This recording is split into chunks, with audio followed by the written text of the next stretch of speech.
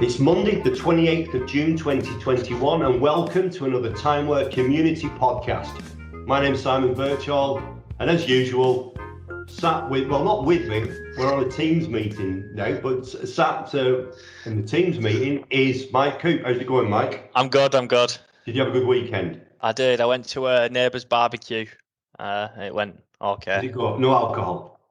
Lots of alcohol. Oh gosh.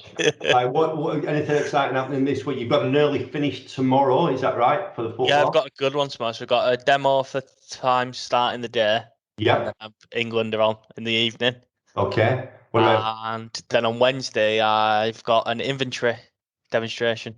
Fantastic. That's the visitor management system. Yeah. Okay. Today's short podcast is about the legacy device replacement program that we're running at the moment, and this is the name we've given to the sort of project for clearing out all of the old NMD stroke Timeware hardware that was manufactured between 1989, I guess, and a few years ago. So people know these devices as V terminals, so the V6, the V7, etc. And I wanted to just explain why.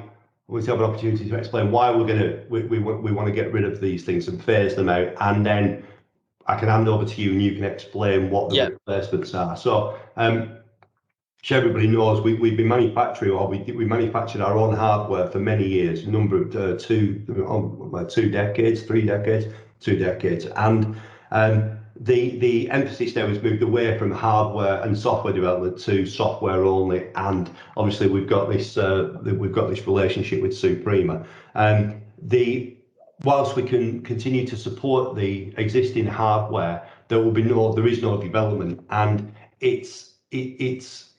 we've got to sort of set a date when we're going to phase the existing hardware out. Can't do it too quickly because it's only maybe 3-4 years ago since some people bought this hardware.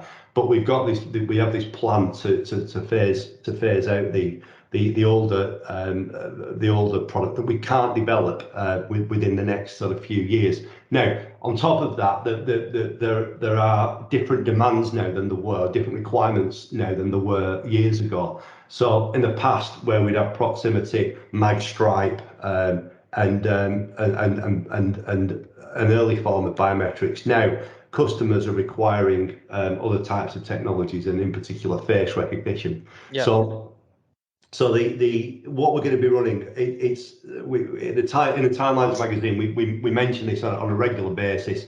It's something that every time, let's say you've got an existing you've got a site with V10s, you need an extra clock. We won't be selling a V10 to you. We'd be suggesting that we put in a Suprema device. And this is something we want to rapidly get everybody off the old technology as quickly as possible. But we understand it's not possible to do that too quickly. So, Mike, over to you. What different pieces of equipment, what devices are available? Okay. So we'll start with proximity, which is just a fob or a badge. Okay. It's the X-Station 2. Right. So the benefit of that device is it's PoE, which is power over Ethernet.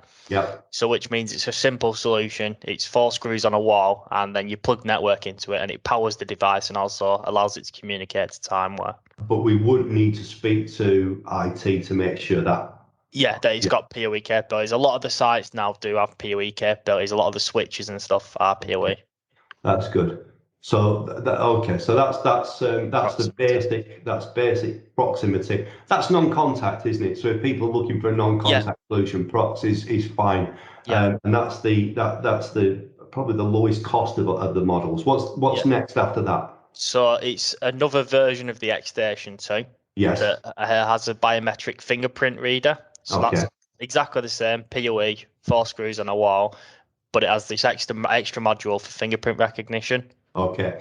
What's good about that device is that's compatible with the other Suprema devices that we've installed so far. So these obviously, we mentioned that these devices are Suprema devices, but so the N2 that people are familiar with, the W2, these more robust, waterproof units, they are compatible with the same fingerprint template. Yep. Okay. Okay. So what's so that's Prox finger. What's next?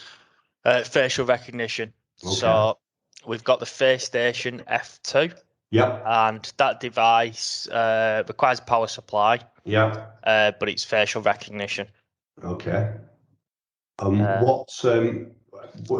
got one of these. We've got one of these in already, I believe, haven't we? Yeah, we've got one in that works perfectly fine for about a company that's probably got around, I think it's 90 staff. It's UK Electronics, isn't it? And yeah.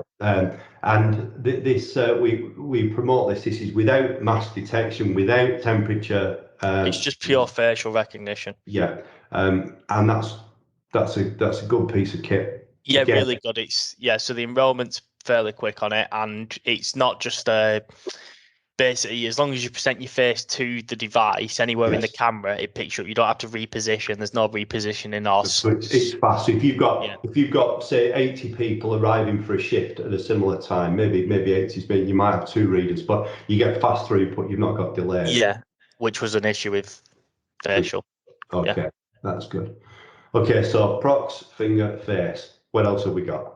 And then we've got ESS Go, which is our mobile. That's split into 2 sections, isn't it? So ESS Go, as it stands, without mentioning the puck, you've got this is the replacement for the mobile worker. We've done podcasts about this in the past, and the idea behind this device is that it's the ESS Go. You're going to use the mobile work. Sorry, you're going to use the remote booking feature. It's ideal for people that are working in one location, trying to sort of move around. Okay, and then the second part of that is the puck. So the NFC puck. We're getting great response for this. So it has to be used in conjunction with the ESS Go, and it allows. It makes it cost effective to have a small number of people clocking in at a remote site. Yeah. Okay. So we'll say 5 items. You've got Prox, you've got fingerprint, you've got face, you've got ESS Go for mobile, and then you've got ESS Go with a puck for fixed location, ultra low cost. Yeah. All right. People want to find out more. Who should they speak to? Support. Or maybe Mike. Maybe Mike. Projects. Let's go through the projects. Oh yeah, actually, I didn't think about that. Yeah. Okay. So if anybody wants to find out any more about this, we do run articles in the magazine. But if you want to speak to, put a call into Liz, give Liz or Mike a call, and they're both available on +44 1706 659 368. 368. Well done. Okay. Anything else to cover on that? I think that's pretty much it. Obviously, you'll need a timeware upgrade as well to the latest version. Part of the replacing your devices will upgrade you to the latest version. Yeah, and there's something I forgot to mention earlier, sorry, and that is when we come to replace this, when we replace an old terminal with the new devices, the PoE devices, we end up with the mains being redundant, so we need to talk to the electricians to make sure that's isolated correctly. It's isolated. Good. All right. Thank you very much, and speak again soon. Thank you. Bye.